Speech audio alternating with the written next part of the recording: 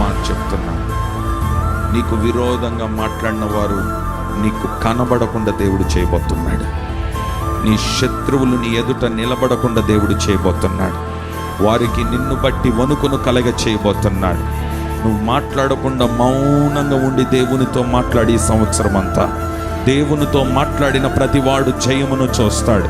దేవునితో మాట్లాడిన ప్రతివాడు విజయాన్ని సాధిస్తాడు. దేవునితో మాట్లాడిన ప్రతివాడు వారి కుటుంబాల్లో మార్పును చూస్తాడు. దేవునితో మాట్లాడిన ప్రతి వారి కన్నీరు నా దేవుడు తుడవబోతున్నాడు. ఎందుకంటాడు, దిగులు పడకు, నేనే నిన్ను బలపరుస్తాను. దిగులు పడకు, నేనే నీకు సహాయము చేస్తాను. దిగులు పడకు, నా దక్షిణ హస్తాన్ని నీ మీద నేను చాపుతాను. దిగులు పడకు, నేనే నీ తండ్రిని, నేనే నీ దేవుడను, నేనే నిన్ను ఆదుకునేవాణ్ణి.